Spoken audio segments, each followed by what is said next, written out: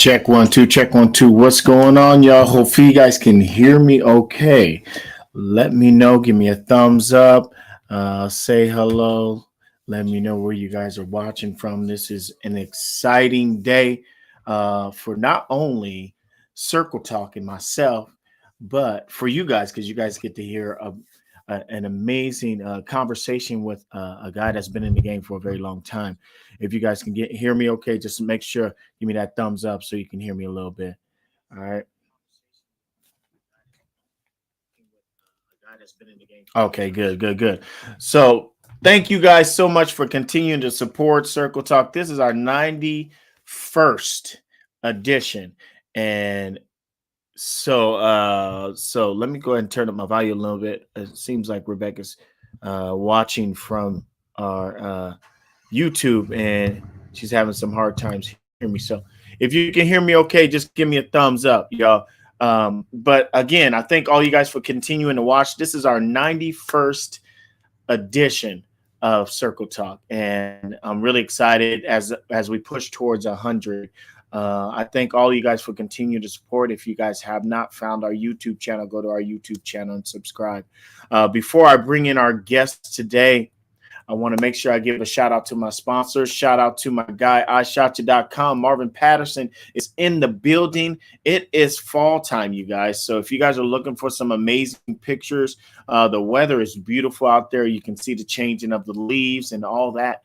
It's a great time to get those fall pictures. As y'all can see right there, that's our fall pictures from last year. We're going to upgrade those this year as well. So if you guys need somebody to take them, Marvin Patterson, iShotYou.com, he'll get you done at a reasonable price. Just let him know I sent you, all right? And we'll make it happen.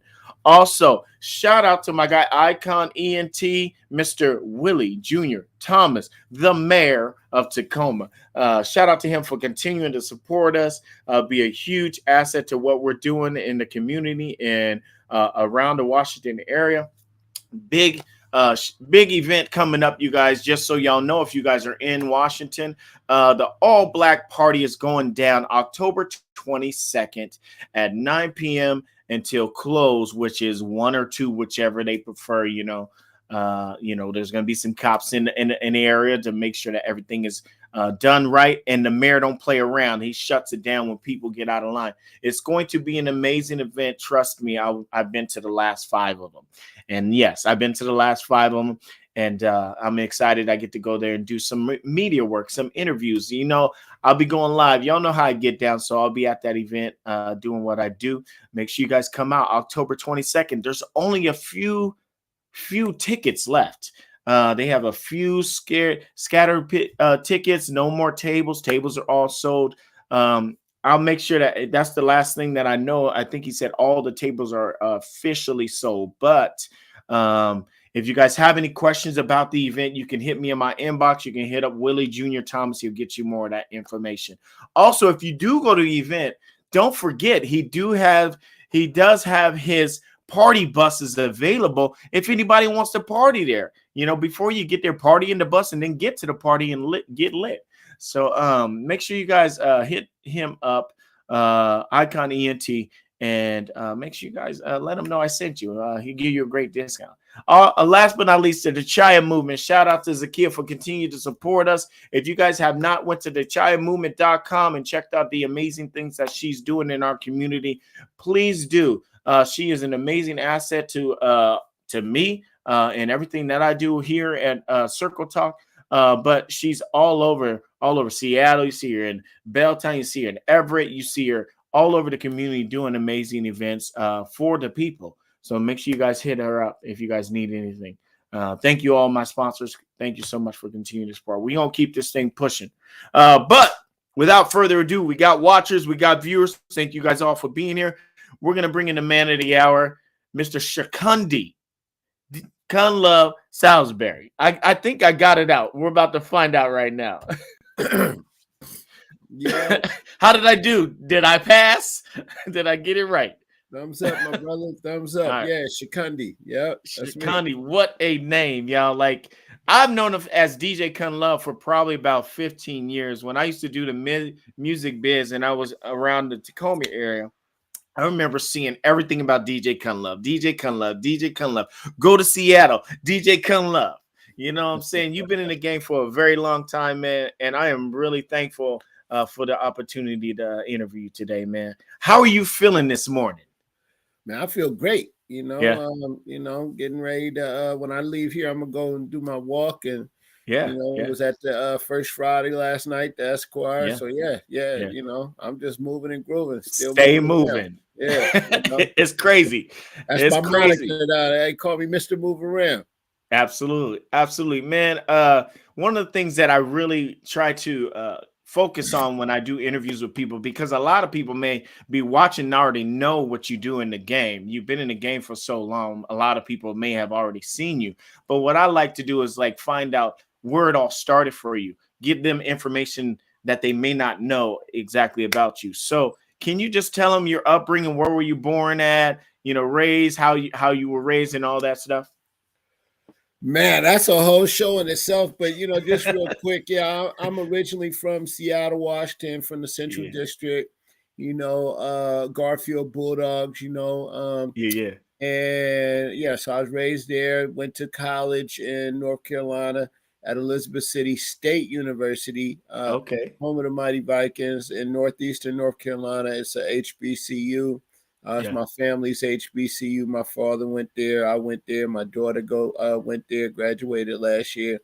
That's tight. And when I was in North Carolina, one of my old roommate, a guy in the dorm, he was a DJ from Philadelphia. He's still DJ, Okay. and he's the one that actually taught me how to DJ. I used to carry records for him, to get into the parties, and then I started DJing from there, and kind of. And then when I came home after I graduated, I just kind of kept DJing and kept, being an entertainer and just being engaging with people, and I just wanted to be good at that, Yeah, and absolutely. eventually became, at least locally, great at it. So That's yeah, awesome. that's where, yeah. But I'm originally from this area. A lot of people, but I spent a lot of time on the East Coast, so sometimes Mm. people think, I'm from down south, North Carolina or Philly or someplace like that. But I'm Yeah, from. yeah, yeah. So, I wanted to add, like I said off camera, I wanted to ask, where did the name Shakundi originate? Well, yeah, I just turned 52, man. So I'm from the 70s. I mean, I was born, Mm. 1970, and everybody it's an African thing, right? So Mhm. my parents, me and all my brothers have names that are, non-traditional names, if you will, African names, Mhm. and Hebrew names. My name is Shakundi, and it means, Shakundi. yeah, and it means God is above, and it's Oh. Ibu, and it's a variation of it, depending on what parts of Nigeria you're Mhm. from, but it's a Nigerian name, and it means God is above. But I guess if anybody that's really from Nigeria, Mhm. they would spell it differently, right? Because I always, whatever I post that, somebody from Yeah. Nigeria is like, nah, brother, it's like this, but. We Americans, man, we kind of take, put our twist Yeah. on it. But Okay. that's where my name comes from. It's an African name, and I got, my brother's name is Omari, which Okay. means the highest, and I mean, no, Tundi means the highest. And so I have a brother Omari Tundi, Yeah. and then my brother Hiram, who rest in peace. He passed a few years ago. But yeah, Okay. I we think all I have may even know your non-traditional brother, names. Yeah. Omari. He sing? No, he does media though. He's doing his thing. Okay, yeah, He's yeah, yeah. founder of I was thinking I heard the name before. I'm like, that name sounds really familiar. I've probably seen him oh somewhere yeah. in the game, Oh no, around the he's streets. famous. He's getting it in, man. He founded Converge Media, and That's right. Converge. Shout out to Converge. yeah. Shout out to Converge. They just they won an Emmy this past year for the Yeah. excellent work they're doing, covering Yeah. Black community and issues. And so yeah, but we all have African names Yes, sir. and that derive from the continent. So and this idea of African names, it originated before your parents. When did that all start, Well, in your I think family? so. So I mean, the story, the way I hear it, is my mother. they had like a bet basically, and if she had boys, she would get to name them. And if she had girls, my dad would get the name of them. And obviously, my mother had 4 boys. So, yeah, we all had, she named us Hey, all, I suppose. Yeah. that's But I'm just, cool. like I said, I mean, if you go back and look at, any Jet magazine or Ebony magazine from Yeah. 1970, 1971, I mean, yeah. I mean, you had a lot of movies around, I mean, Afro Sheen. It was an Afrocentric time. Yeah, absolutely. So did you when you started when you had your kids, how many kids I'm not I mean, how many kids do you have, but if you don't mind Yeah, me so asking? I have 2 kids. My daughter's name is Alma, Okay. Alma, and that's a Spanish name, and it means soul. Okay. And then my son's name is obviously Shikendi Jr. So there you go. Yes, sir. Absolutely, that's cool. And shout out to the little ones. We love the kids around here. So how important was them to follow the tradition of going to the same college? Is that was it important for them as it was for you? To go to the same college as your parents. Well, you know what I would say at the time when you're young, it's not important at all. You don't really realize legacy until it's passed you by, right? Hmm. Most people want to be out the shadow, if you will, of their parents or what have you. And then, later in life you realize, that there's nothing wrong with being a legacy and having some traditions in your family. So Hmm. yeah, my daughter is a legacy. She went to my high school, she Yeah, went to my college, and then she's also in our sister sorority. And so yeah, I say she's a quadruple legacy for me. absolutely. That's cool But though. yeah, I mean, like most kids, I mean, I would say in our family, Elizabeth City State University is our HBCU, but most certainly, I don't think that was her first choice. But as we started to look at different schools and where they wanted her, well, I was Hmm. basically saying to her, you want to go where people want you at, and they most certainly Yeah. want you at Elizabeth City State University, and so So that's let how me ask you this. Let me ask you this.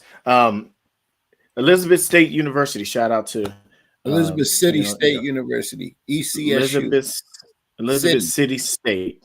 yeah, University, yes. Okay. Shout out um to Elizabeth City State University, right? Cool. Um so you said it's a predominantly black school, Yeah, right? so no, our school is a HBCU that was founded in 1891 as a land grant. It was originally started by Dr. The first chancellor was Peter Moore, and we were started like most black colleges to educate African Americans, Hmm. and we started as a teachers college, Okay. and so to serve northeastern North Carolina. However, again, for a lot of people that may not know, North Carolina is home to the most HBCUs with over 10, 11 HBCUs in that state. Wow. But overall, we've suffered across the country. There used to be 117 HBCUs, but there's been a few that's closed over the Mhm. last decade. So, but yeah, my school is a HBCU, a historically black college or Gotcha. university, and most certainly, yeah, we identify with being black. Absolutely. So let's venture over to something that I had watched as I was scrolling down your page, and I really wasn't focused on this when I first started to kind of incorporate this idea of us doing this conversation. But I noticed that you were having some things going on with your health. Um, can you kind of touch on the vid that you left and kind of the things that you have been going through as far as your diabetes and where that's going and stuff? Yeah, no doubt. So obviously, you see my shirt here. It's called "Health is the Real Bag," and basically, I've reinvented myself. A lot of people used to call me Big Kun, Hmm. but and I at my height, I was 418 pounds. Wow. Right now I'm 240 pounds. So I've lost a lot of weight. But more importantly, my diabetes is in remission, right? I That's awesome. basically walked away from diabetes and was able to get off all my medications. Now, I didn't necessarily have a health scare, but I most certainly had diabetes for over 10, 11 years. Yeah. And over that period of time, I just kind of learned how to manage my type 2 diabetes. Like most of the commercials say, I was able to just take additional pills to make sure that my blood sugar and glucose levels were not, off the chain. Yeah. Um, but then I just made a conscious decision. I say, hey, I'm when I turn 50, I'm gonna go ahead and get my life together, right? I didn't want to be on metformin for the rest of my life. I at the time when I turned 50, I was taking five. For people that don't know, that's a lot, but I was taking 5 metformin pills and a glipizide pill every day to Wow. manage my blood sugar, and now of course I'm pill free.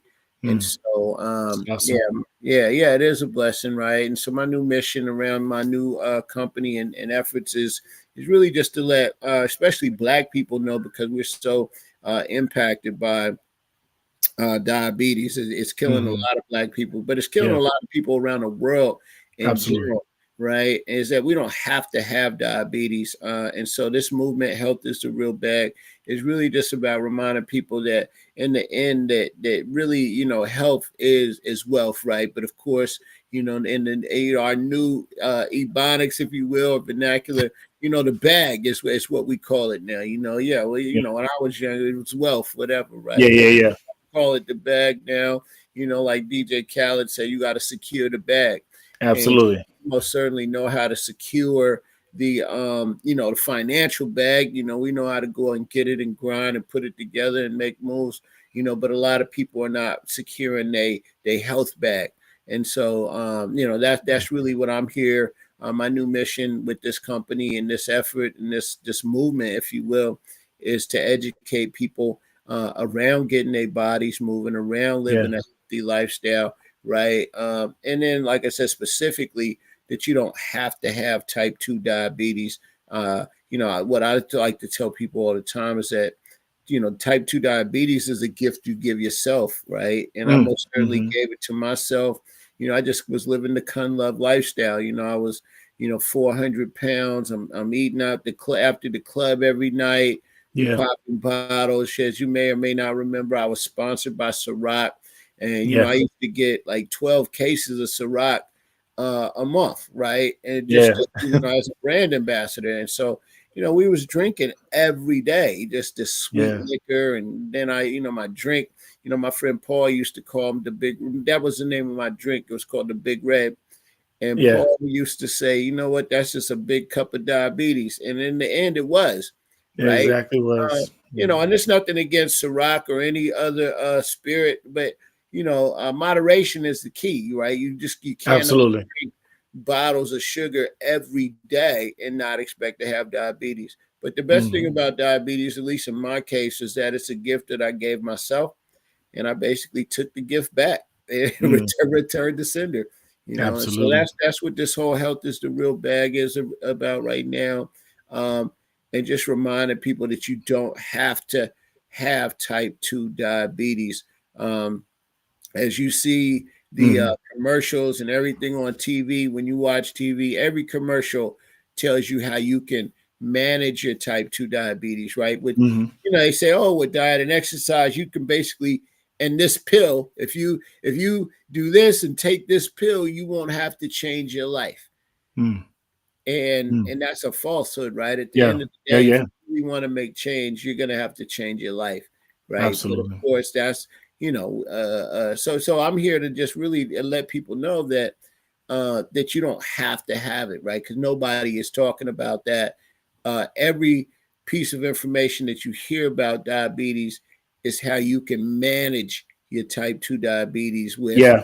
whatever pill or treatment, right? But you can manage it. Nobody is telling our people that you can, in fact, get rid of it. You don't have to have diabetes if you don't want to, right? True. Well, that's type 2, of course. Type 1 is something that you're born with, and it's never going to go away. There is no cure, if you will, for type 1 diabetes, but for type 2 diabetes, we most certainly don't need to have that.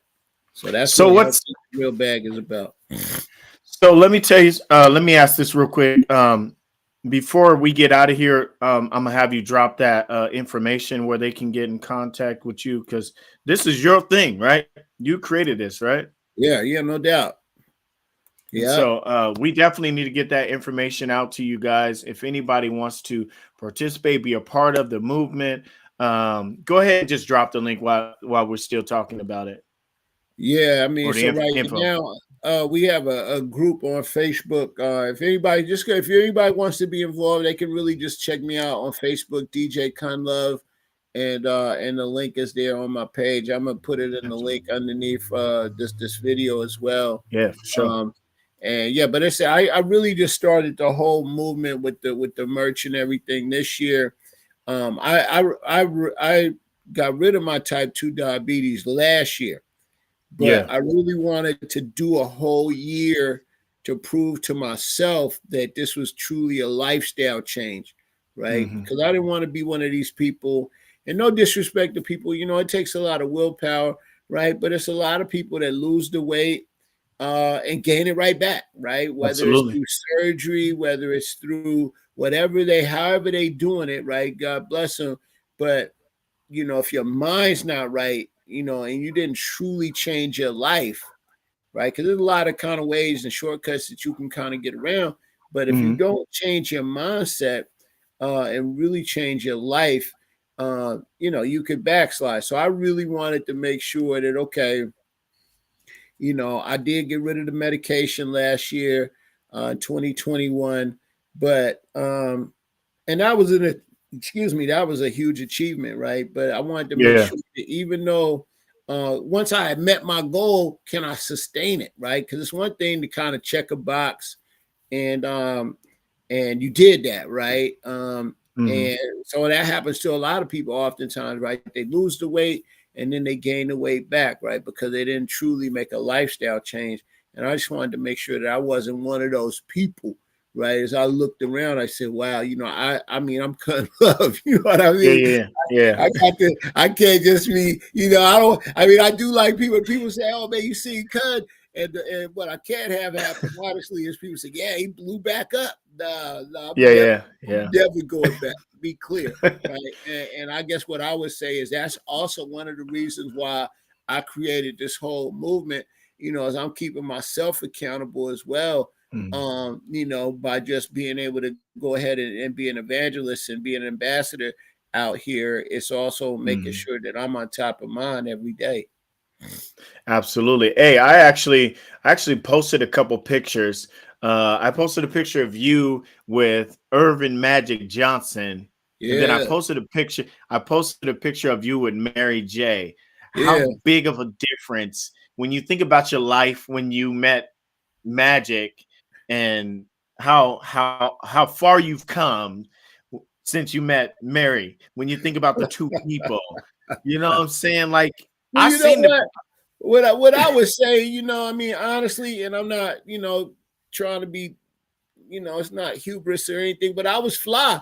I was fly then and I'm fly now. You know what I mean? And so, I mean, if you look at that picture, I got on the 5X Al Wassam, the butter soft leather from Detroit, right? I got the custom the Negro League gear on. I was the man, you know what I mean? And I felt amazing that day. I had on my Porsche glasses, you know what I'm saying, that my brother must have made for me. He's an optician. So I had my $600 glasses on. I felt amazing then. Right. And of course, I felt amazing earlier this year when I was hanging out with Mary J. Blige. Yeah, that was amazing. Shout out to my man DJ SNS that put me on with that. But I guess, of course, there's a different energy level, and there's and then it's just kind of knowing, that I'm a healthier person, right? Back then, and I think in that one picture, I wasn't necessarily worried about my health. But people always say, they say, well, how do you feel? I felt amazing. I was going, like, even back then, I had, like, the day job, the night job. I had lots of energy, and I Yeah. continue to have a lot of energy. Honestly, the only real difference is obviously those clothes don't fit. You know what I mean? And Yeah. and I'm older now, but Yeah. but most certainly I would say, to tell the truth, if you look at that picture, I like to be in Big Kun. I ain't gonna lie, Okay. right? You know what I'm saying? Yeah. I had 7X mink coats and 6X chinchillas, and in that picture, I think that's a 5X Our Son. Like I said, like, look up that Right. brand. That's a hot brand, right? They still hot Yeah. out of Detroit. They got a deal with Lil Meech. He's sponsored by Our Son, right? So they still Yeah. relevant, right? So I like to be in Big Kun, to tell the truth, man. But I just didn't. I knew that it's unsustainable, right? And that's why, Yeah. Yeah. okay, when I turn 50, I'm gonna have to leave Big Kun behind. We had a great run, you know what I mean? But Yeah. what you're not gonna do, you're not gonna end up being 90 if you're taking 5 metformins and a glipizide and you 400 pounds Yeah. at 50, right? That's Absolutely. just not gonna work, Mhm. right? And Yep. so you gotta.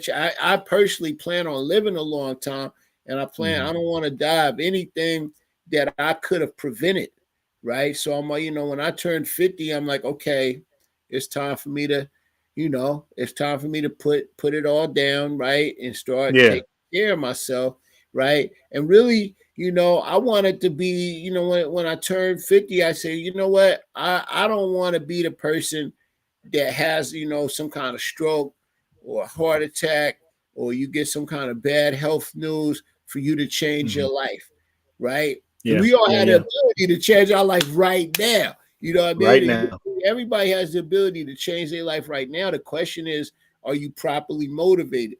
Right. And so that 50 milestone, especially for us black men, that's like an achievement, especially, you coming from the hood or whatever. It's a lot of Mhm. people that didn't make it to 50. Right. So I was Absolutely. like, okay, that part of, and so I just, literally turned the page. But what I would say though to your original question is that yeah, lots happened between those two pictures. And Mhm. Yeah. but again, I felt like I was flyed in, and I feel like I'm flying now. Yeah. Okay, so I got a question for you then. What you're talking to your that guy right there sitting next to Magic Johnson. If you could tell him anything right now, what would you tell him? If I see Magic right now, I would tell him that yeah, I'd tell him that health is the real bag, baby. You know what I mean? And he knows it. Yeah. I mean, because you know what, whatever Magic's got and whatever secret elixir or workout program he got to maintain himself all of these years. I tell him, hey brother, you should share that. I'm here to share my journey and how my journey to wellness. And clearly whatever Magic's got going is working for him, and at some point, I hope he does share that with people on how he's been able to maintain that health with his diagnosis and everything Yeah. all Yeah. these Been years. through a lot. So when it comes, we're gonna jump into the music for just a tad bit because I know we've been talking, which is an extremely important thing for us to talk about because we are getting any younger, and it's important for us to stay on top of our health. Um, like I said, you've been in the game a long time. I was doing music back in 2006, and I was hearing your name all the time, like everywhere. It was everywhere. What's the state of music in your opinion when you think about music back then and music now? Yeah, what I would just say is that um what I would say about the music industry now is that I really do. I tell my son all the time, the I miss the industry, right? We used to have Hmm. a real industry. I worked for Def Jam, right? We had a Hmm. network of 35 cities where we really, artists was cultivated, right? And we all had input on the single, and and it wasn't like this puppy mill, if you will, right now.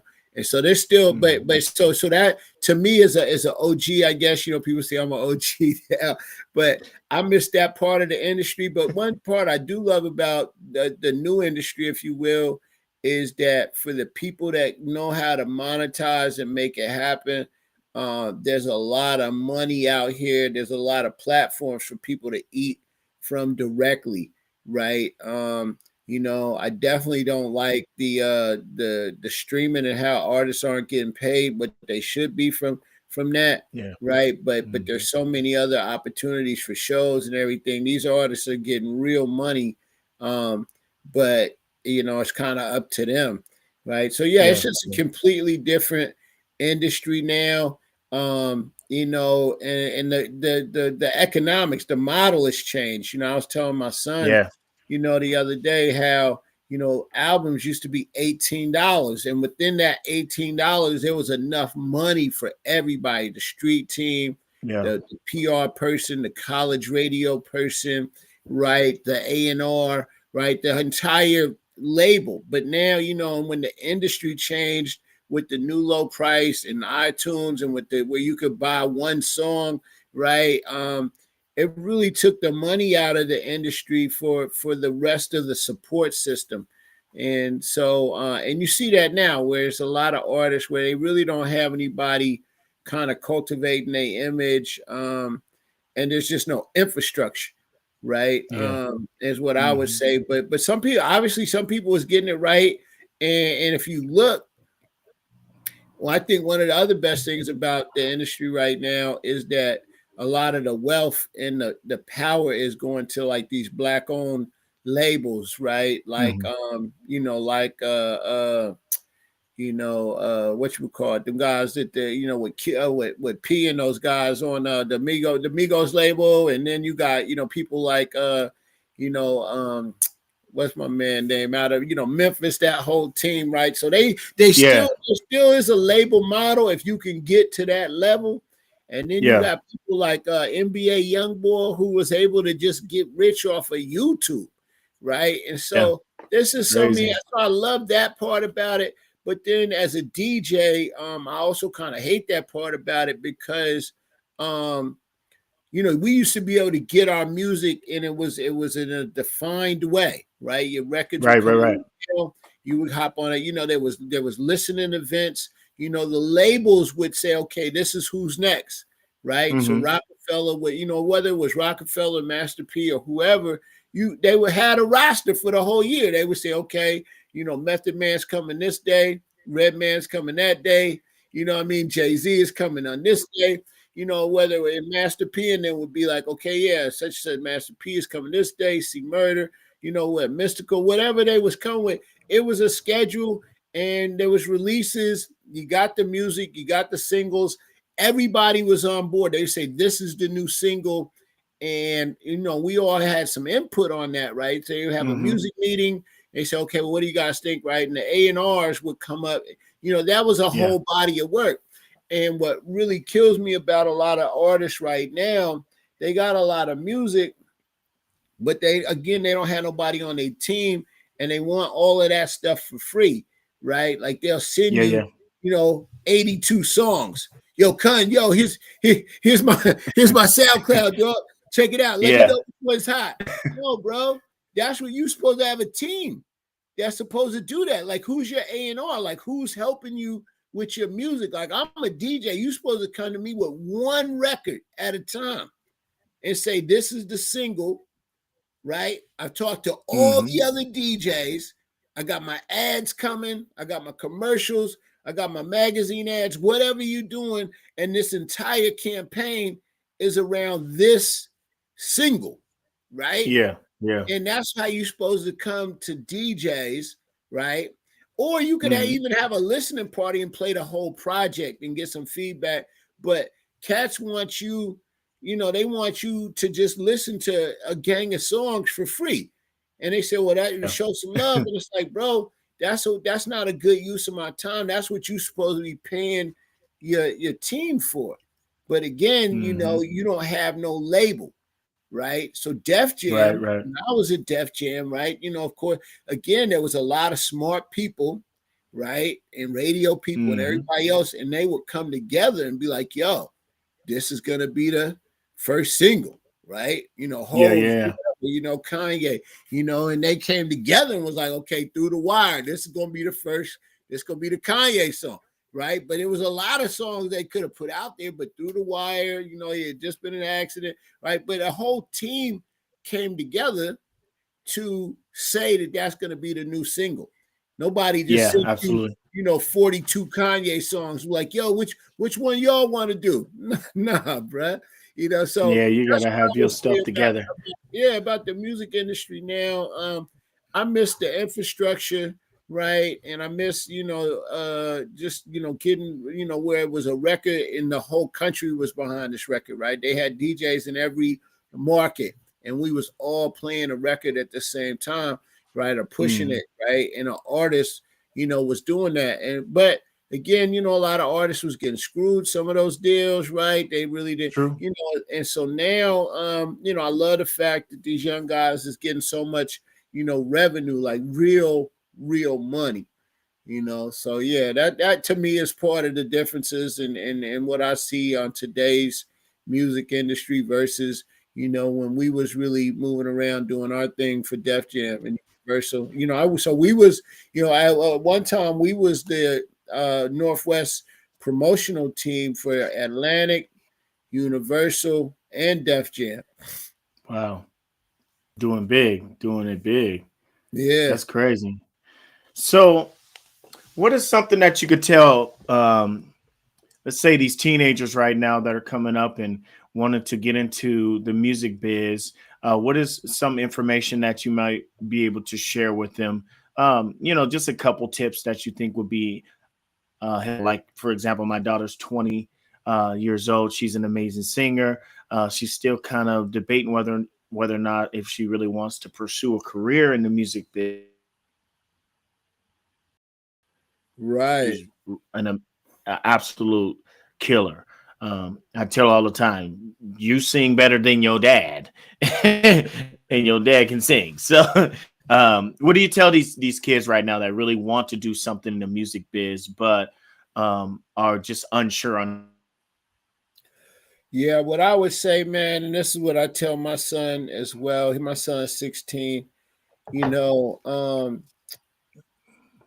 If it's a passion, it's a passion, right? And Mhm. that's the kind of, I think that's the problem with this whole multi-hyphenate, movement. Everybody wants to be everything. I'm a creative, I'm an artist, I paint, I do NFTs, I sing, I'm a coder, right? Yeah, Yeah, great, right? yeah. And all of that sounds great, but you have to be great at something, right? And if you look at Mhm. every I would just say almost any great person that's been successful at anything, they mastered something, right? They gave something 10,000 hours, right? And I guess, my thing is you gotta be to have some longevity at anything, right? You gotta go ahead and double down and get serious about it. And you can tell when people are serious and when they just, kind of had a toe in the water, get in the water and do it for real if it's something that you're passionate about, right? And Mhm. if it's not Yep. something you're passionate about, then just own it and say, you know what, this is a hobby. I like it. I'm gonna go do karaoke with my girlfriends on Yeah. Tuesdays, whatever, right? Yeah. But Yeah. if you're gonna do it as a business, then do it as a business, right? And that's really, yeah, I Yeah. think that's my greatest one of my pet peeves, if you will, is just there's so many people kind of playing with it, right? Like, where's your merch? Mhm. Where's your, there's so many free tools now, right? Like for real, like there's so many free tools, and I see people. I guess that would be one of the things I would say to a lot of young people is make sure you establish your platform, right? And figure out ways to monetize from day one if in fact it is if it's a business that you want to do, then monetize it and do it for real. Absolutely. Absolutely.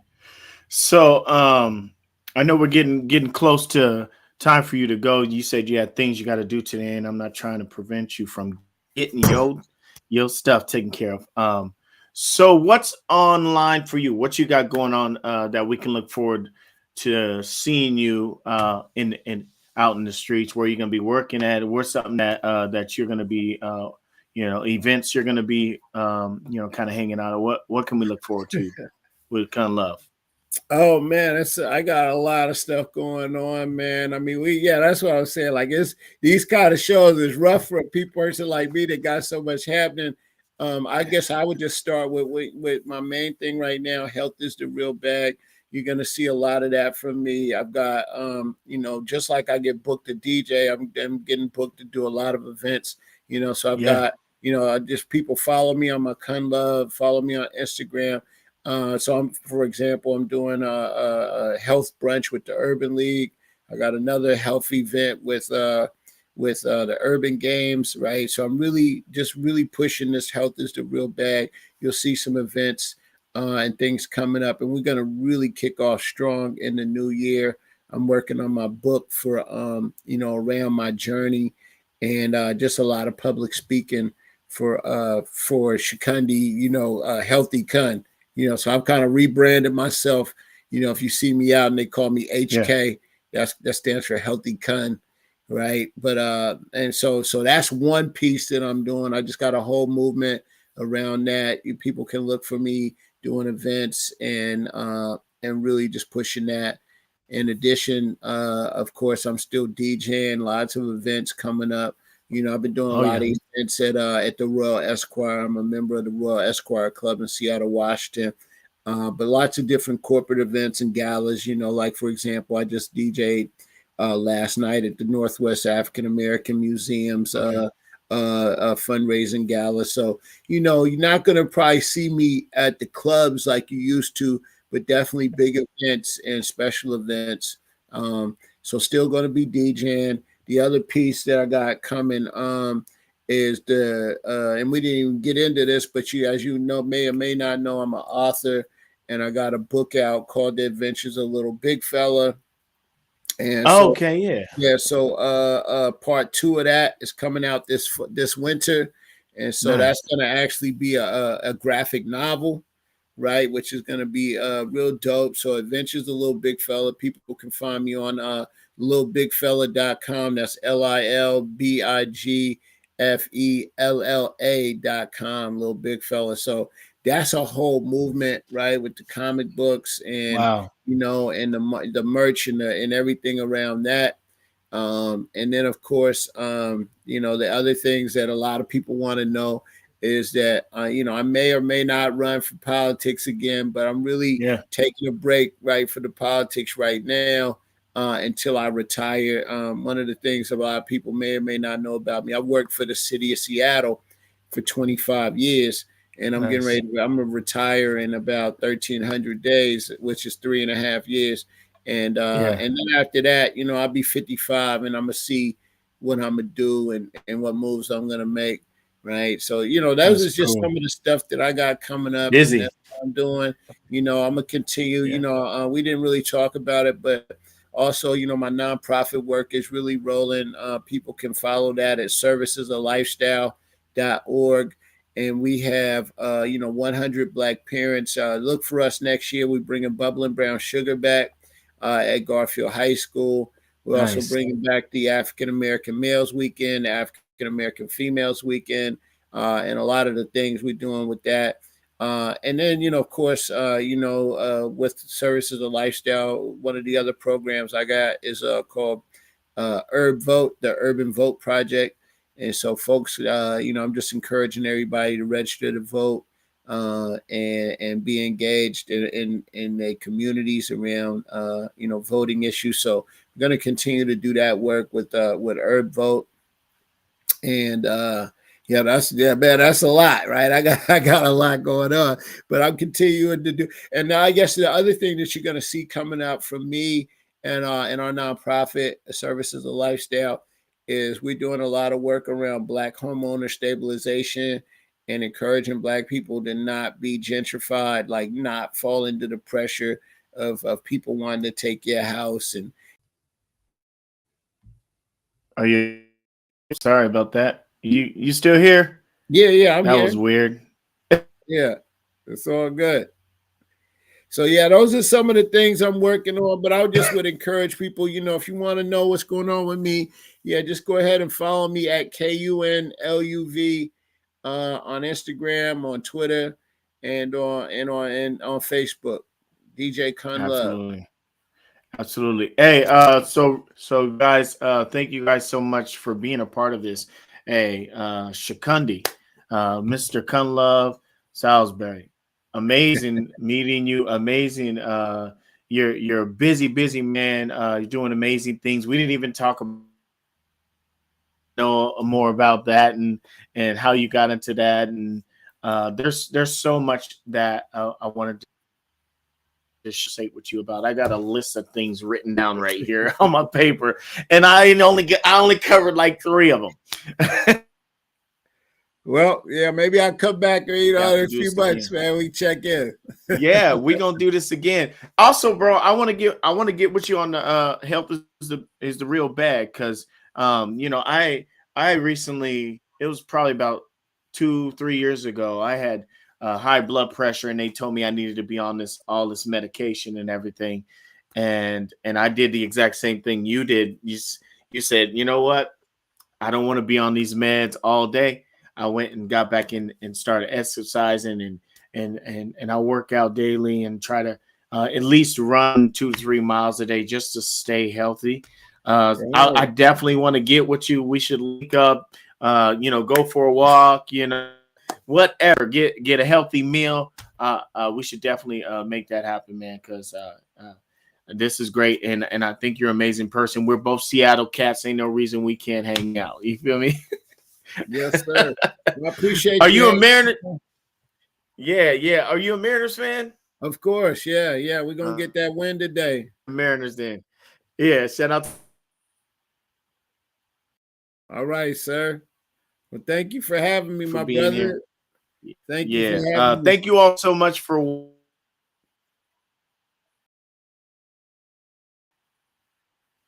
Evans. She is the owner of Intentions Juice and Smoothie.